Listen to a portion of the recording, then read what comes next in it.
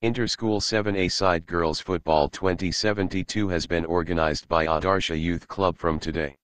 समुद्रघाट हुन्छ भन्ने सोचेको थियो त्यो रूपले मैले गर्न सकिनँ र विभिन्न ठाउँमा कार्यक्रमहरू जुटेको कारणले पनि विभिन्न आमन्त्रित व्यक्तित्वहरू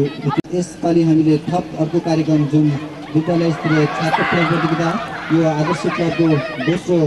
प्रतियोगिता हो। यहाँभन्दा अगाडि पनि हामीले फुटबल प्रतियोगिता छात्र स्तरीय फुटबल प्रतियोगितालाई पनि जुन अहिले हामीले मेक्सिको नेपालको सहयोगमा यस प्रस्तावित रङ्गशालालाई इन्डोर गर्ने काम समापन गरिसकेका छौँ। हामीले यसका साथसाथै विभिन्न भौतिक निर्माणका कामहरू जुन 300 जना मान्छेहरू कार्यफिट साथै चेन्जिङ रुमदेखि लिएर फुड ट्र्याक सहितको एउटा अवधारणा लिएर अगाडि बढेका छौँ। यस अवधारणालाई पक्कै पनि हाम्रो यस अहिलेको कार्य समितिको टिमले पुरा गर्ने नै छ र उक्त काम सम्पन्न हुने बित्तिकै हामीले विगतका दिनहरूमा सञ्चालन गर्दै आइरहेको र हाल 4 वर्ष रोकिएको राष्ट्रिय फुटबल प्रतियोगिता